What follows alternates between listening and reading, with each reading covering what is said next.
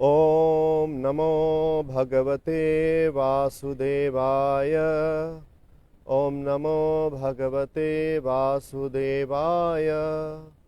ॐ नमो भगवते वासुदेवाय। नारायणं नमस्कृत्य नरं चैव नरोत्तमं देवीं सरस्वतीं व्यासं ततो जायमुदीरयेत्। नष्टप्रायेषु अभद्रेषु नित्यं भागवत सेवया भगवती उत्तमश्लोके भक्तिर्भवति नैष्ठिकी। कृष्णाय वासुदेवाय देवकी नंदनाय च नंदगोपकुमाराय गोविंदाय नमो नमः।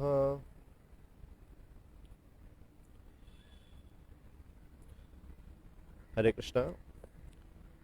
So, reading from Srimad Bhagavatam, दसम स्कंद, अध्याय 1, श्लोक क्रमांक 2। यदोश्च धर्मशीलस्य नीतरां मुनिसत्तम त्रत्रां सेनानिवतीर्णस्य विष्णोर्वीर्याणि संसनः। अनुवाद तथा तात्पर्य कृष्ण कृपा मूर्ति अभय चरणारविंद भक्ति वेदांत स्वामी श्रील प्रभुपाद जी के द्वारा। O best of Munis, you have also described the descendants of Yadu, who were very pious and strictly adherent to religious principles. Now, if you will, kindly describe the wonderful, glorious activities of Lord Vishnu or Krishna, who appeared in that Yadu dynasty with Baladev, his plenary expansion. Purport. The Brahma Samhita explains that Krishna is the origin of Vishnu Tattva. Ishvara Parama Krishna Sachidananda Vigraha Anadiradir Govinda Sarva Karana Karanam. Krishna, who is known as Govinda, is the supreme controller. He has an eternal blissful spiritual body. He is the origin of all. He has no other origin, for he is the prime cause of all causes. Yassaikanishvasitakalamathavalambya Jivanti Loma Vilaja Jagadandanath Vishnurmahansa Ihayasya Kala Vishesho Govindamadi Purusham Tamaham Bhajami. The Brahmas, the heads of innumerable universes, live only for the duration of one breath of Mahavishnu. I worship Govinda, the original Lord, of whom Mahavishnu is but a portion of a plenary portion. Govinda, Krishna, is the original personality of Godhead. Krishnastu Bhagavan Swayam. Even Lord Mahavishnu, who by his breathing creates many millions upon millions of universes, is Lord Krishna's Kala Vishesha, or plenary portion of a plenary portion. Mahavishnu is a plenary expansion of Sankarshan, who is a plenary expansion of Narayan. Narayan is a plenary expansion of Chaturvyuha, and Chaturvyuha are a plenary expansion of Baladev, the first manifestation of Krishna. Therefore, when Krishna appeared with Baladev, all the Vishnu Tattvas appeared with him. Maharaj Parikshit requested Sukdev Goswami to describe Krishna and his glorious activities. Another meaning may be derived from this verse as follows. Although Sukdev Goswami was the greatest Muni, he could describe Krishna only partially, amshena, for no one can describe Krishna fully. It is said that Anantadev had thousands of heads, but although he tries to describe Krishna with thousands of tongues, his descriptions are still incomplete. Om Ajnanatimirandhasya Jnananjana Shalakaya Chakshurunmilitam Yena Tasmai Sri Gurave Namaha. Sri Chaitanya Manobhishtam Sthapitam Yena Bhutale Swayam Rupah Kadamahyam Dadati Swapadantikam. Vandeham Sri Guru Sri Utapadakamalam Sri Gurun Vaishnavasya Sri Rupam Sagrajatam Sahagana Raghunathanvitam Tam Sajibam Sadvaitam Savadhutam Parijana Sahitam Krishna Chaitanya Devam Sri Radha Krishna Padan Sahagana Lalita Sri Vishakhan Vitasya Sri Krishna Chaitanya Prabhu Nityananda Shri Advaita Gadadhara Shivasadi Gaura Bhakta Vrinda. Hare Krishna Krishna Krishna Hare Hare Hare Rama Ram Ram Hare Hare, हरे कृष्ण। तो श्रीमद् भागवतम का ये 10वां स्कंध, और यहाँ पर महाराज परीक्षित सुखदेव गोस्वामी से कह रहे हैं, उनसे प्रार्थना कर रहे हैं और उनसे निवेदन करते हुए कह रहे हैं कि मुझे कृष्ण के जो लीलाएं हैं उसके विषय में बताइए। और कह रहे हैं यदोश्च धर्मशीलस्य नीतराम मुनि सत्तम तत्रांशेनावतीर्णस्य विष्णुर्वीर्यानि समसन। तो वो बता रहे हैं कि जो यदुकुल हैं, यदुकुल के बारे में मुझे विस्तार से बताइए। जो यदोश्च धर्मशीलस्य, क्योंकि वो धर्म का पालन करने वाले थे, जो यदु थे वो धर्म का पालन करने वाले थे। तो हम पाते हैं श्रीमद् भागवतम में कि जो ये यदु वंश है, यह जो है सोम वंश से आ रहा है, और इसमें महाराज ययाति हुए थे। और महाराज ययाति उनका विवाह देवयानी के साथ हुआ था। हमें श्रीमद् भागवतम में वो कथा आती है कि किस प्रकार से देवयानी और शर्मिष्ठा जो है वो एक बार किसी मित्र थे और एक साथ वो वन में या अपने सहेलियों के साथ वो जाते थे ऐसे विहार करने के लिए। तो एक बार ऐसा हुआ था कि गलती से जो देवयानी है उन्होंने शर्मिष्ठा के वस्त्र पहन लिए थे, और शर्मिष्ठा जो है वो राजा की पुत्री है और देवयानी जो है वो शुक्राचार्य की पुत्री है। तो इस प्रकार जो है शर्मिष्ठा को क्रोध आता है, और क्रोधवश वो देवयानी को बहुत कुछ बोलती हैं, और देवयानी भी उनको शर्मिष्ठा को बहुत कुछ बोलती हैं। और इस प्रकार से वाद विवाद में शर्मिष्ठा को क्रोध आ जाता है और देवयानी को निर्वस्त्र करके वो कुएं में फेंक देती हैं।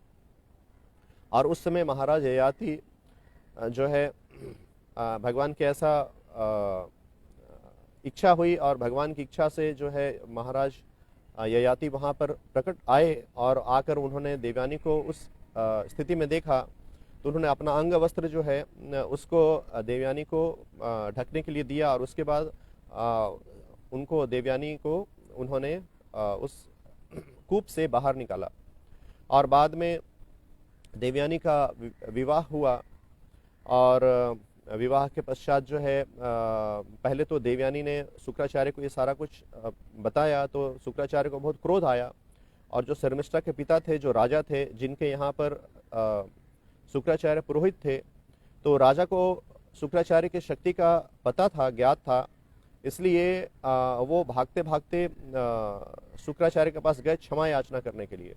लेकिन शुक्राचार्य को बहुत क्रोध आया था, तो उनको क्रोध को शांत करने के लिए जो राजा हैं उन्होंने उनकी सारी शर्तों को स्वीकार कर लिया। शुक्राचार्य ने राजा को कहा कि जो ये देवयानी जो है, इसकी इच्छा है कि जो शर्मिष्ठा है आपकी पुत्री है इसकी दासी बने। और इस प्रकार से राजा ने सब कुछ स्वीकार कर लिया, और शर्मिष्ठा इस प्रकार से देवयानी की दासी बन गई। और जब शुक्राचार्य जब महाराज ययाति का विवाह हुआ देवयानी के साथ, तो उसमें शर्मिष्ठा को भी दासी के रूप में, जब जो राजकुमारी की दासियां होती हैं वो भी विवाह के पश्चात चली जाती हैं। तो इस प्रकार शर्मिष्ठा भी महाराज ययाति के यहाँ चली गई। और बाद में देवयानी से महाराज ययाति को 2 पुत्र हुए, उनमें से एक पुत्र जो है वो यदु थे। और फिर बाद में शर्मिष्ठा से भी महाराज ययाति को पुत्र हुए, 3 पुत्र हुए, और उसमें सबसे छोटे पुत्र जो थे वो उनका नाम पुरु था।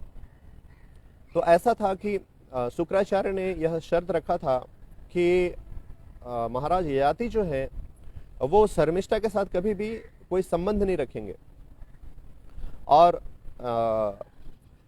जब देवयानी के पुत्र हुए तो शर्मिष्ठा को भी पुत्र प्राप्ति की इच्छा हुई, और इस प्रकार उन्होंने महाराज ययाति को निवेदन किया कि मुझे भी आपसे पुत्र चाहिए, क्योंकि जो राजा होता है, अगर किसी दासी को पुत्र चाहिए तो दासी का विवाह नहीं होता, तो दासी को भी पुत्र जो है संतान वो राजा से ही आता है। तो यह जो है यह कार्य धर्म के अनुसार है, क्योंकि जो भगवान भगवद गीता में कहते हैं कि काम रागा विवर्जितम धर्मा विरुद्ध भूतेषु कामोस्मि भरतर्षभ। तो जो काम जो धर्म के विरुद्ध नहीं है वो काम मैं हूँ। तो तो चूंकि जो महाराज ययाति का जो संबंध शर्मिष्ठा के साथ हुआ वो पुत्र उत्पत्ति के लिए हुआ, और जो दासी होती है उसका और कोई नाथ नहीं होता है और कोई पति नहीं होता है, इसलिए धर्म के अनुसार, और वो क्षत्रिय थे, तो क्षत्रिय जो है वो इस प्रकार के निवेदन को उनको ठुकराना वह जो है वह धर्म के विरुद्ध है। हम देखते हैं महाभारत में भी जब भीम जब कुंती महारानी और जो पांडव जो हैं वो वन में जब भटक रहे थे, वन में जो वर्णाव्रत के बाद जब लक्षागृह को जलाने के बाद वो वन में जब विचरण कर रहे थे, तो उस समय जो है हिडिंबा जो है वह भीम के पास आई थी और उन्हें भीमसेन से वो आकृष्ट हो गई थी और भीमसेन से विवाह करने का उन्होंने निवेदन किया था। तो कुंती माता जो है वो धर्म को समझते हुए उन्होंने भीमसेन को कहा था कि आप हिडिंबा के साथ रहो, और जब पुत्र की उत्पत्ति हो जाए, जब हिडिंबा को पुत्र प्राप्त हो जाए तो आप वापस आ जाना। तो यह जो कार्य है यह धर्म के अनुसार है, धर्म के विरुद्ध नहीं है। तो जब देवयानी को यह पता चला कि शर्मिष्ठा से जो शर्मिष्ठा को भी महाराज ययाति से पुत्र हुए हैं, तो वो भागकर वो अपने पिता के पास गई और शुक्राचार्य को बहुत क्रोध आया और क्रोध आकर उन्होंने उसको महाराज ययाति को शाप दे दिया कि आप जो है अवृद्ध हो जाओ। और उस समय जब महाराज ययाति ने उनसे निवेदन किया कि जो ये कार्य जो संतान उत्पत्ति का जो कार्य है यह धर्म के विरुद्ध नहीं है और मुझे आप क्षमा कर दीजिए, तो शुक्राचार्य को भी यह समझ में आया कि उन्होंने जो इस प्रकार से शाप दिया है वो इस प्रकार का शाप नहीं देना चाहिए था। तो इस प्रकार उन अपने क्रोध को वो शांत करके वो महाराज ययाति को कहते हैं, ठीक है अभी तो मैंने आपको शाप दे दिया है, तो आप अपने वृद्धावस्था को किसी के साथ आप एक्सचेंज कर लो, किसी के साथ बदल लो। तो महाराज ययाति जो है वो सोचने लगे कि मैं किसके साथ अपने वृद्धावस्था को बदलूंगा, मतलब उनकी वृद्धावस्था को कोई ले ले और उनका दूसरे व्यक्ति के युवावस्था को वो ग्रहण कर ले। तो उस समय वो अपने पुत्रों के पास गए और पहले देवयानी के पुत्रों के पास गए, तो उसमें महाराज यदु थे। तो महाराज यदु से उन्होंने पूछा कि आप अपना युवावस्था को मेरे साथ, मेरे वृद्धावस्था के साथ बदलोगे? तो महाराज यदु जो है उन्होंने मना कर दिया। और उसके बाद वो सभी पुत्रों के पास गए। देवयानी से 2 पुत्र हुए थे, शर्मिष्ठा से 3 पुत्र हुए थे। तो 5वें पुत्र में जो सबसे जो छोटा पुत्र था, अनुज जो था, वो महाराज वो पुरु थे, और पुरु जो थे वो एग्री हुए और उन्होंने कहा ठीक है आप एक्सचेंज कर सकते हैं। तो उन्होंने अपना युवावस्था को महाराज ययाति को दे दिया, अपने पिता को, और उनके वृद्धावस्था को उन्होंने स्वीकार कर लिया। तो उस समय महाराज ययाति जो है उन्होंने बाकी पुत्रों को शाप दिया था कि ये जो वंश है वो आपके नाम से ये नहीं जाना जाएगा, इसलिए ये जो महाराज ययाति का जो वंश है, जो सोम वंश है, वो महाराज पुरु के अनुसार वो जाना जाता है। और जो है उसी में आगे जो कौरव पांडव जो हैं उसी महाराज पुरु के जो वंशज थे वो कुरुवंश हुआ। और भगवान श्री कृष्ण के वंश को यदुवंश के नाम से जाना जाता है, वो महाराज ययाति का जो सोम वंश है उसके नाम से नहीं जाना जाता है।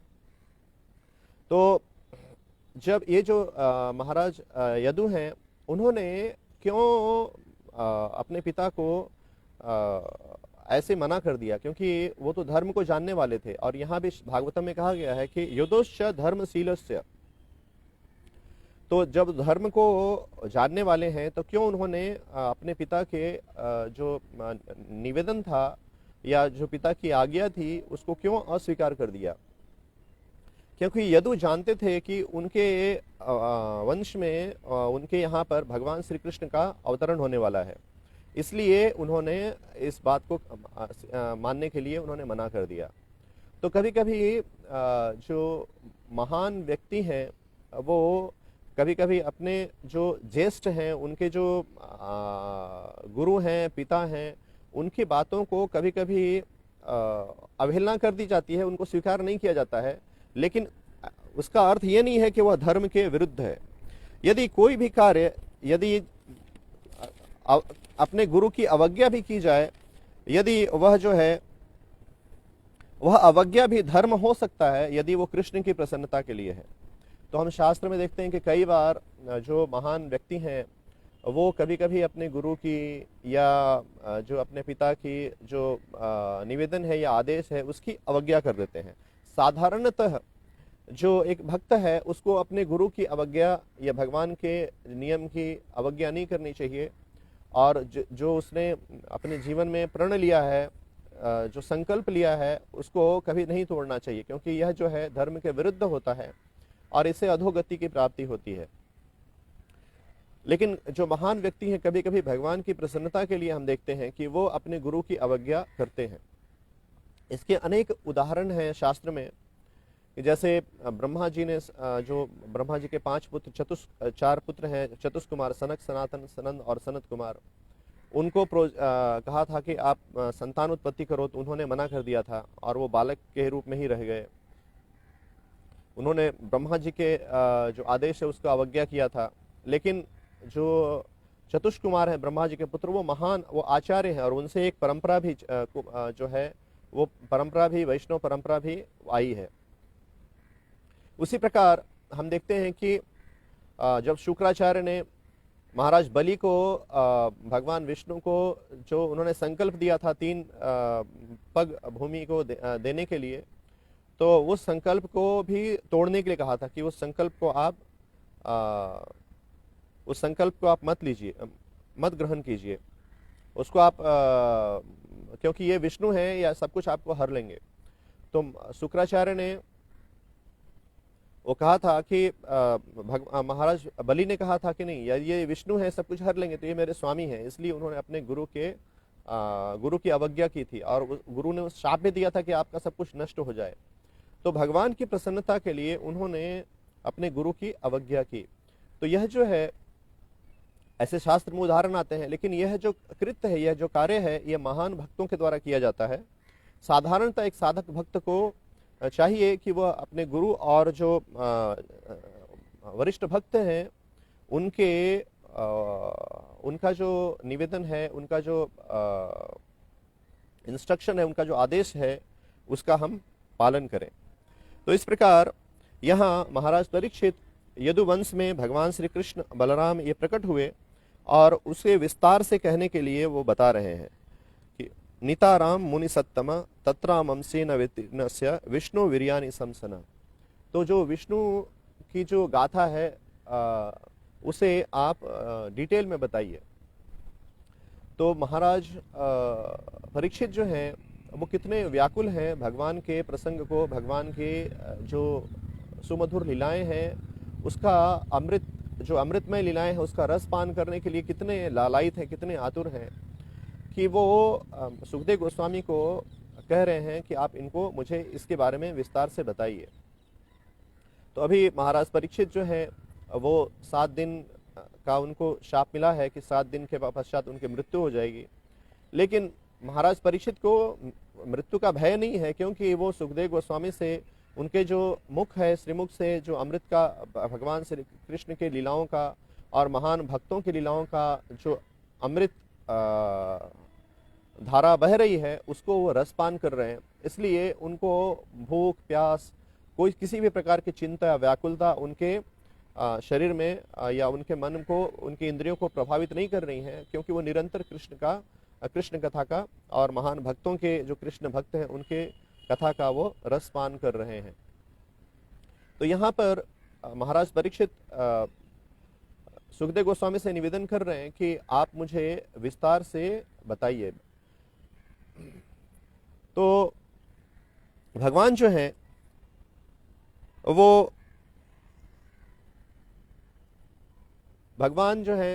आप इस धरा में प्रकट होते हैं। भागवतम में कहा गया, कृत्वान कील कर्माणि सह रामेण केशवः अति मर्त्यानि भगवान गूढ़ा कपट मानुष। तो भगवान श्री कृष्ण बलदेव के साथ वो कृत्वान कील कर्माणि सह रामेण केशवः, भगवान श्री कृष्ण और राम अर्थात बलराम वो इस संसार में, इस धरा पर वो प्रकट हुए भौतिक संसार में। और अति मर्त्यानि भगवान गूढ़ा कपट मानुष, और उन्होंने जो कार्य किए वो अति मर्त्यानि, वो इस प्रकार के कार्य किए जो अमानवीय कार्य, जो किसी के मनुष्य से वो कार्य संभव नहीं है। इसलिए इस यहाँ पर श्रील प्रभुपाद तात्पर्य में बता रहे हैं कि वो कह रहे हैं कि ब्रह्म संहिता में कहा गया है कि ईश्वर परम कृष्णा सच्चिदानंद विग्रह अनादिर आदिर गोविंद सर्व कारण कारणम। तो भगवान जो है वो पूर्ण पुरुषोत्तम भगवान है और उनके कार्य जो है वो दिव्य हैं और उनके कार्य जो है उसे कोई भी जो व्यक्ति है वह उसे उसका अनुकरण नहीं कर सकता है और उसके अनुकरण करने का चेष्टा भी नहीं करनी चाहिए, क्योंकि वो भगवान है और उनकी लीलाएं जो हैं वो दिव्य हैं और भगवान की लीलाएं जो हैं वो अनंत है। और उसके विपरीत जो जीव है वह अणु है, वह बहुत ही सूक्ष्म है और उसके जो कार्य हैं उसको बांधने वाले हैं। इसलिए जीव जो है उसे चाहिए कि वह भगवान का आश्रय ग्रहण करे और उसका भगवान का जो जो जो जिनके कार्य दिव्य हैं और जो भगवान अनंत हैं उनका आश्रय कैसे ग्रहण करे, तो उनकी लीलाओं का श्रवण करके उनका आश्रय को ग्रहण करे।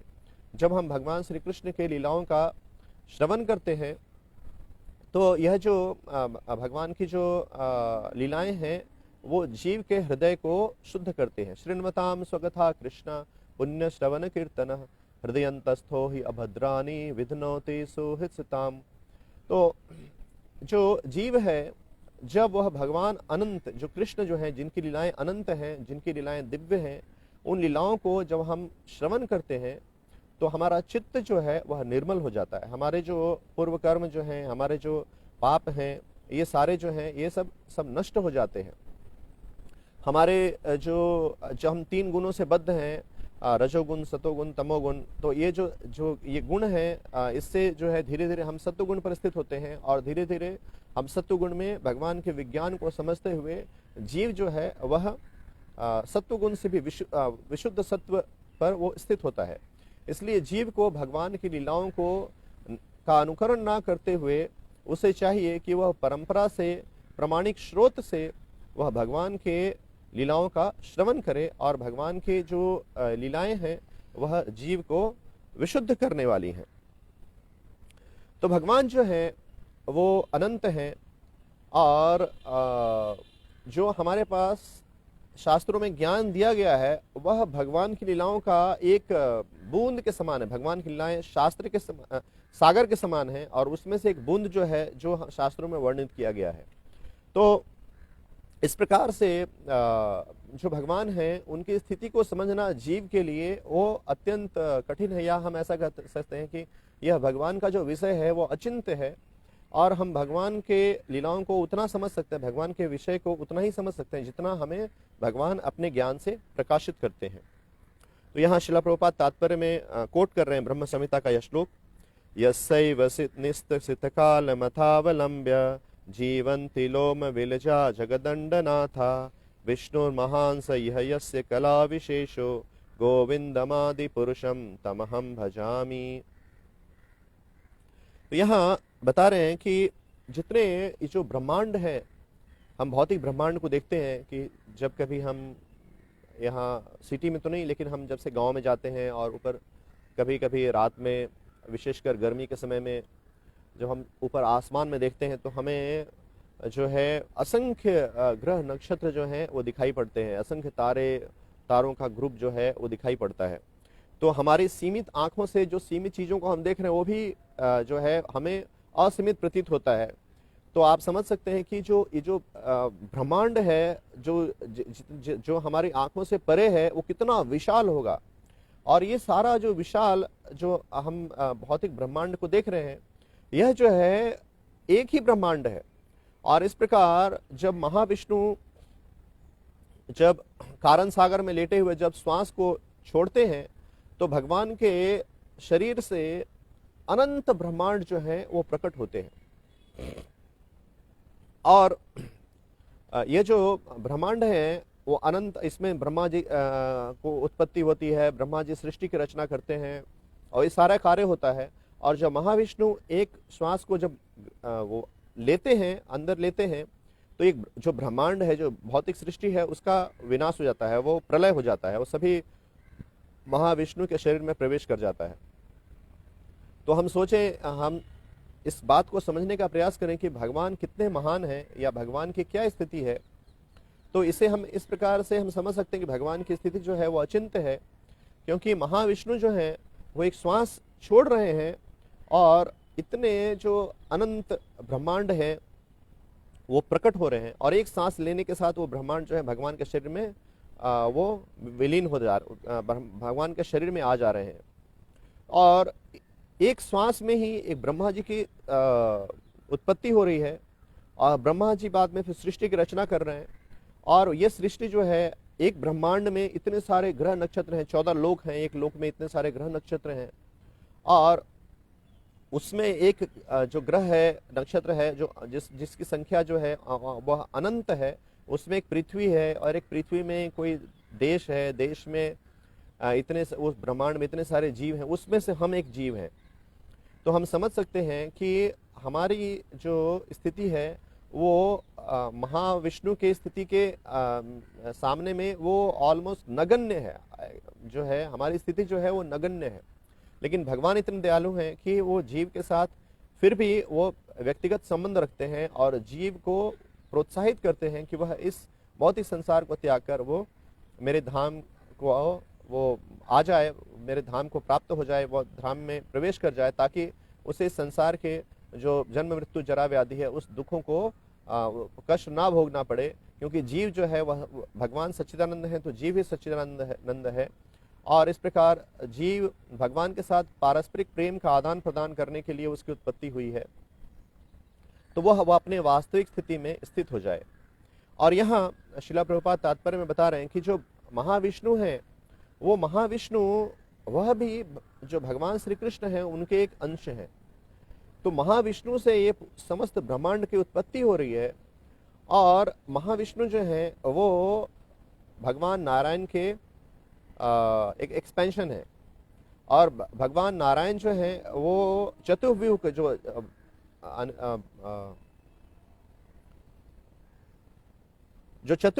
चतुर्व्यूह का जो संकर्षण है, उनसे नारायण प्रकट होते हैं, और नारायण के एक अंश में महाविष्णु प्रकट होते हैं। और यह जो चतुर्व्यूह जो है वह भगवान श्री बलराम से प्रकट होता है, और बलराम जो है भगवान श्री कृष्ण के एक अंश हैं। तो एक हम ऐसा कह सकते हैं कि जो महाविष्णु है वो भी भगवान के कला एक्सपेंशन है। महाविष्णु और कृष्ण में अंतर नहीं है, परंतु महाविष्णु भी जो है एक तरह से कह सकते हैं कि वो अंश हैं। इसलिए यहाँ पर महाराज परीक्षित कह रहे हैं कि तंत्रा अंशेन वर्तीर्णस्य विष्णु वीर्यानि संशय। तो अंशेन, तत्रा अंशेन, कृष्ण के एक अंश हैं जो विष्णु, उनके विषय में आप मुझे विस्तार से बताइए। तो इस प्रकार भगवान जो है उनकी स्थिति जो है वह अचिंत्य है। इसलिए भगवान को अपौरुषेय कहा गया है वेदों में, या भगवान के विषय को अचिंत्य कहा गया है। और जब जीव अपनी साधना को करता है, जो गुरु ने उसे निर्देश दिया है उस साधना को करता है, और इस प्रकार गुरु साधु और शास्त्र से वह श्रवण करता है, वह अपनी साधना को करता है, तो धीरे धीरे यह जो विषय जो अचिंत्य है वह भगवान की कृपा से वह भगवान के विषय को धीरे धीरे समझने लगता है, उसका साक्षात्कार उसे होने लगता है। और यहाँ श्रील प्रभुपाद तात्पर्य में बता रहे हैं कि Maharaj Parikshit requested Sukhdev Goswami to describe Krishna and his glorious activities. तो another meaning may be derived from this verse. Although Sukdev Goswami was greatest Muni, he should describe Krishna only partially, amshena, for no one can describe Krishna fully. तो भगवान के लीलाओं को पूरी तरह से उसे व्याख्या करना, यह जो है, चूंकि भगवान अनंत हैं और जीव जो है वह एक अणु है, इसलिए भगवान की के लीलाओं को जीव पूरी तरह से बता नहीं सकता है और पूरी तरह से समझ नहीं सकता है। तो इसका अर्थ ये नहीं है कि हम जीव जो है वो पूर्णता को प्राप्त नहीं कर सकता है। जितना हमें गुरु साधु और शास्त्र जो हमें ज्ञान दे रहे हैं, उस ज्ञान को जब हम पालन करेंगे और उस ज्ञान को हम जब निष्ठापूर्वक उसका पालन करेंगे अपने जीवन में, तो हम अपने जीवन को जो भगवान का ज्ञान और जो निर्देश हमें दिया गया है उससे हम अपने आप को, अपने जीवन को पूर्ण कर सकते हैं। जो गुरु साधु और शास्त्र का जो निर्देश है उसे पालन करना जीव के जीवन की जो है वो पूर्णता है। यदि हम निष्ठापूर्वक अपने शक्ति के अनुसार अपने मन को, अपने मनसा कर्मणा मनसा वाचा, अपने मन, इंद्रियों, कर्म और वाणी को जब से उस जो उनका जो निर्देश है उसको अनुगमन करने का, उसको पालन करने का जीवन जब हम अभ्यास करते हैं, तो यही हमारी जो एक बद्ध जीव है उसके जीवन की पूर्णता है। तो इसलिए जो भगवान है वो अनंत है और उनकी जो विषय है वह भी अनंत है, और शास्त्र जो है उतना हमें प्रदान करता है जितना हमारे लिए आवश्यक है। और यहाँ शास्त्र में बताया गया है कि जो भगवान अनंत देव हैं, वो अनंत भगवान अनंत जो है वह भी भगवान के ही विस्तार है, लेकिन अनंत जो है वो सेवक भगवान है और कृष्ण जो है वो सेव्य भगवान है। तो यहाँ जो भगवान अनंत हैं वह सेवक भगवान है, और ऐसा बताते हैं कि जो भगवान अनंत हैं वह अपने अनंत मुखों से, अपने अनंत मुख से, जिह्वा से भगवान के नाम को, उनके नाम रूप गुण लीला को वो अनंत काल से उसको ग्लोरीफाई कर रहे हैं, उसका गुणगान कर रहे हैं। फिर भी भगवान के गाथाओं को पूरी तरह से व्यक्त करना वह संभव नहीं है, क्योंकि भगवान जो है वो अनंत है। तो एक जीव की क्या स्थिति है, एक बद्ध जीव की क्या क्या कहना, जब भगवान जो हैं स्वयं अनंत देव जो हैं वो भगवान को के गुणों को निरंतर उनकी महिमा को वर्णन कर रहे हैं, फिर भी वो समाप्त नहीं हो रहा है। तो एक जीव जो है जो कि काम, क्रोध, लोभ, मोह, मद, मत्सर से पीड़ित है, वह भगवान को कैसे समझ सकता है जो भगवान जो है जिनकी स्थिति अनंत है। तो जीव का यह कार्य है कि वह गुरु, साधु और शास्त्र के द्वारा दिए गए निर्देश को निष्ठापूर्वक अपनी शक्ति के अनुसार उसको पालन करने का अभ्यास करे। और जैसे जैसे हम इस अभ्यास को करेंगे, तो इस अभ्यास को चेष्टा करने से, इस अभ्यास को करने के लिए जो साधना हमें दिया गया है, उस साधना को जब हम करने के लिए चेष्टा करते हैं, तो इससे जो है भगवान प्रसन्न होते हैं, गुरु प्रसन्न होते हैं, और उनकी कृपा से हम भगवान के विषय को हम धीरे धीरे समझ पाते हैं। जितना हम चेष्टा कर रहे हैं, जितना हम शुद्ध हो रहे हैं, जितना हमें कृपा प्राप्त हो रही है, उसके अनुरूप ही हम भगवान के विज्ञान को हम समझ सकते हैं। वासुदेवे भगवती भक्ति योग प्रयोजितः जनयति आसु वैराग्यम ज्ञानम च यद अहेतुकम।